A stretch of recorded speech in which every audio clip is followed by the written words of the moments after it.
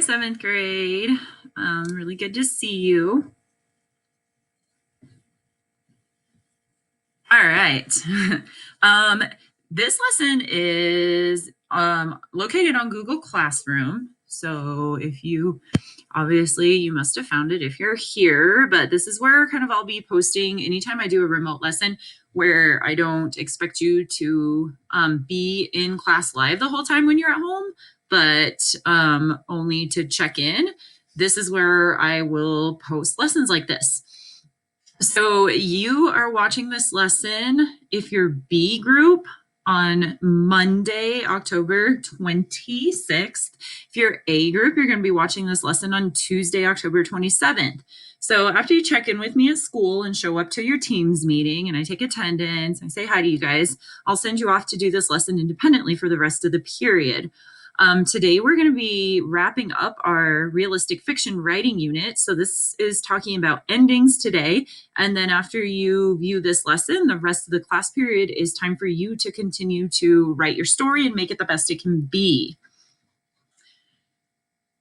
So today, like I said, we're talking about writing endings that make readers swoon. So writing those strong endings so that your story doesn't just abruptly end after pages and pages of work and writing. So today I want to teach you that writers take their time with endings, weighing and considering and revising until they find one that fits.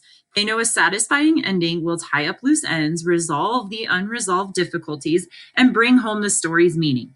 So it all goes back to what we talked about when you were sixth graders and you were writing personal narratives, as we've been talking about these realistic fiction stories. It's all about what is your story really about and tying up those loose ends, resolving your story and tying it all back to that meaning. Like what is your story about? What is the story's meaning? So this is just like we did with beginnings, and we did a lot of this last year as sixth graders too, where you experimented with different ways to begin your stories, but you'll kind of want to do the same thing with your endings. And for some of you, that will mean typing up a few different endings, a couple, and then seeing which one works the best. For some of you, it might be just, picking up your writer's notebook and jotting down a few ending ideas and seeing which one's working best for you.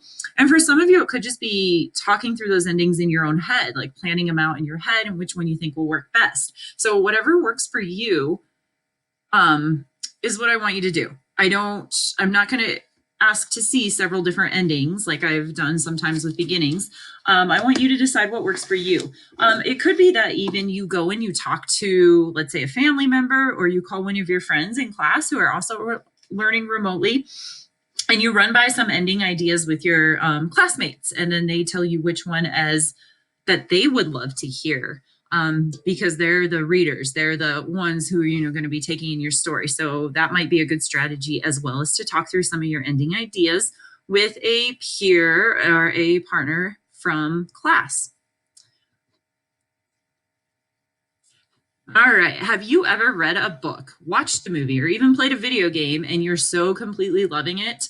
I know we all have. I've done all of these things. You guys know I love stories. I love TV shows. I love reading. I don't play as many video games today as, I did when I was younger, but I grew up in the video game generation and just loved a video game that told a good story. You're so into it sometimes that even if your stomach growls, you don't get up to grab food. Then you get to the end of the story of whatever it is you're doing, and you're so excited to find out how it all wraps up. And then at the end, you think to yourself, what just happened? That was a horrible way to end. So think to yourself, you probably have a couple of ideas of endings that were just, wow, like that was horrible. I can't believe all this time and all this excitement in this series, and this is how it ends. I know that's happened to me more than once, especially with some movies where I'm so into it and then, wow, that was horrible. You're just super disappointed, sometimes even angry at the end. So the last thing that you want as a writer to do is to make your readers angry when they get to the end of your story, okay? You want them to feel satisfied when they get to the end, not angry, not disappointed, not like, oh, that was horrible. They want to feel satisfied and good. Even better, you want to get them to swoon, to be like, oh my God, that series was so good. That was such a good story. Make them count the days until they can read something else you wrote. So think of shows that you like, and let's say the series ends and you're really, really excited for the next season. Like you just can't wait till that next season comes out, even if you have to wait a year or longer. Same thing with new books coming out. Same thing with movies, etc. So you want your readers to swoon and be really, really excited for that next thing you're going to write. Okay, so over the years, you've been writing stories for years, and now as middle schoolers, you're ready to move on to more complex endings. So let's kind of look at the evolution of the endings of your stories throughout your education. So in your really early years, kindergarten, first, second grade, you probably ended a lot of your stories with big bubble letters and curly cues that read "the end." There's usually an exclamation mark at the end. And for some reason, we always love to write the end a lot bigger than the rest of the story. Just excited to be at the end. And then by later elementary, usually around third or fourth grade, you knew that you shouldn't end your story with big, bubbly words that just say "the end." That usually there would be some final action that brings your stories to a close. But sometimes in those stories, you would have created such a big mess with your characters and your stories that you weren't sure how to clean it up. So you just plopped in something magical or unbelievable to end your stories, like Superman flying in and saving the day. Or another one of my favorites that kids do a lot is, I don't know how to end this. My character's just going to wake up and find out that it was all just a dream. Pretty disappointing endings. But you've written such a messy story and so much has happened to these characters, you're just not sure how to end it. So it's easier to come up with something kind of magical and out of the blue. Oh, she won the lottery and all of her problems were fixed. But now, as you're in middle school and moving into your high school years, you're older, you've lived more, you've read more, you've watched more stories, and you know that life doesn't work like that. It's not magical. Something doesn't just come in and fix all your problems. So sometimes stories end happily, sometimes they end sadly, but no one just swoops in at the last minute to save the day. The main character must do something at the end of the story to make it end in a way that feels satisfying. Okay. Yes, they can be happy, and yes, they can be sad, but they just need to be satisfying. And it's not just magic that makes all of the characters' problems go away. They've usually worked for the resolution of their story. So this is another chart. You can definitely, if you are enjoying keeping track of all the charts in your notebook, you can pause the video and copy this chart in your notebook. I'm not going to check that you have it copied. I just want it here for your reference. So I'll leave that up to you if you want to add that into your writer's notebook. But this chart is titled "Some Principles of Crafting Quality Endings for Fictional Narratives." It's a pretty long title, but essentially some tips for remembering what you need to have a quality, strong ending. So the first thing you want to do is keep in mind what your story is really about and make sure the ending helps to show that. We've talked a lot about this. What is the story about? What is the lesson the characters learned? Like, what is the deeper meaning? And make sure you tie that in at the end of the story. Pay attention to the structure of the story and make sure the ending fits the arc. So we talked a lot about the story arcs. A lot of you decided some of your arcs were going to go up and down, and the character's going to have some good things happen and then run into bad luck and then maybe end with good luck. So make sure that the structure fits the arc you've chosen. Has the character evolved?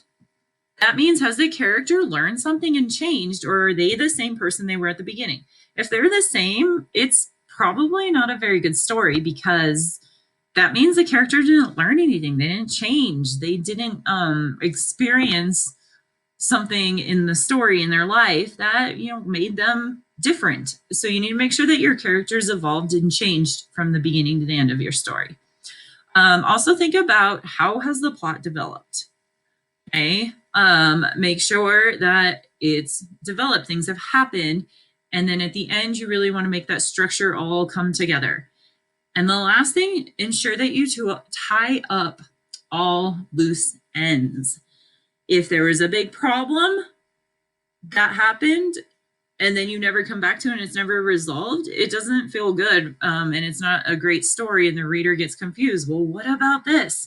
So tie up all those loose ends that you created in your story. That goes back to also make sure that you're not creating too many loose ends that it becomes such a mess and it's hard to tie up. And that's when, Superman flies in and just saves the day.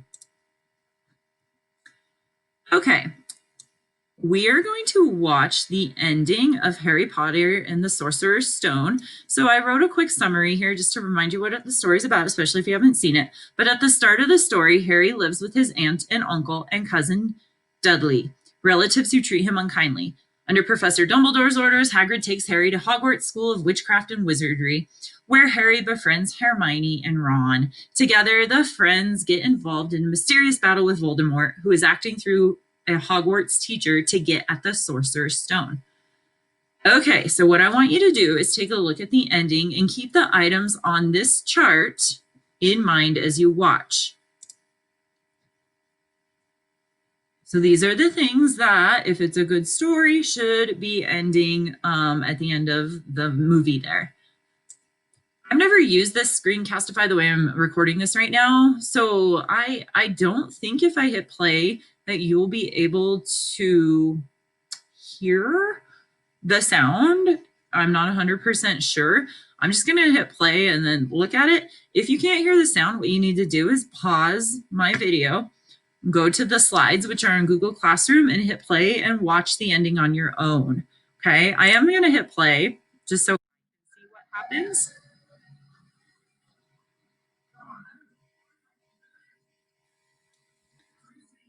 But we're not going to sit and watch that whole thing together because I don't think that sound is coming through to you. So this is the ending of Harry Potter and the Sorcerer's Stone. So once you watch that ending, and you can watch it when you're done watching this lesson, go ahead and click on Google Classroom and then watch this short clip. But you'll notice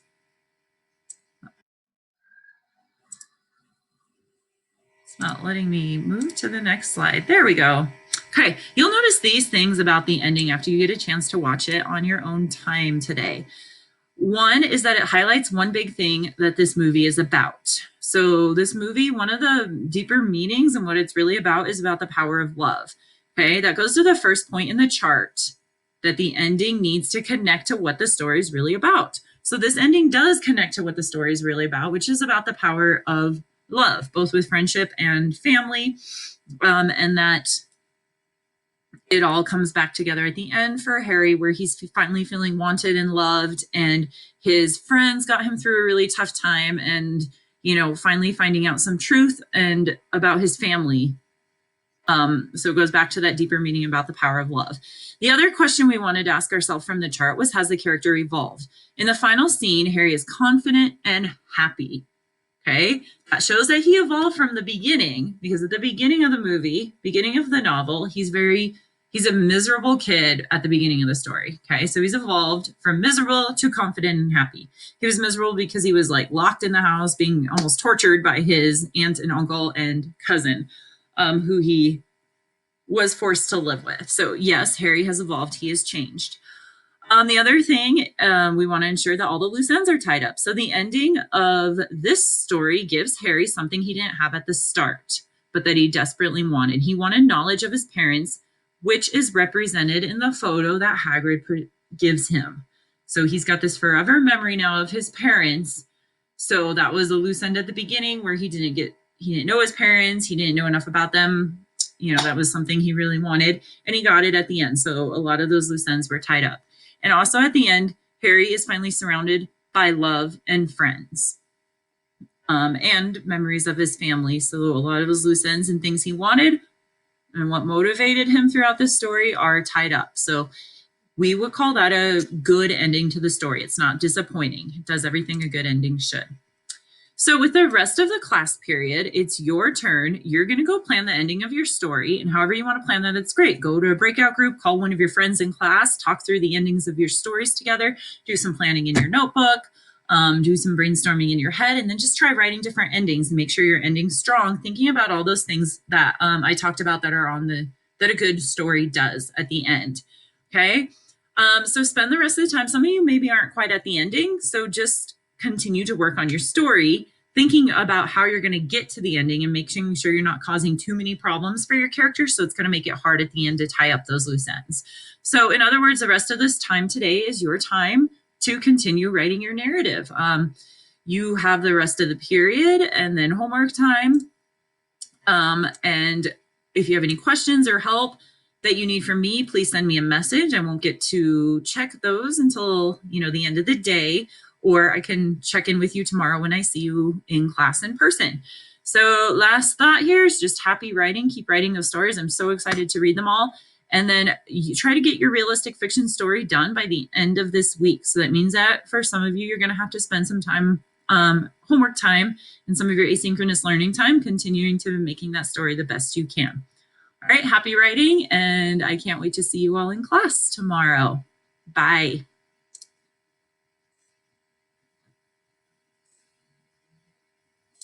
Of course, I don't know how to end this video, so watch me as I awkwardly end. All right, adios.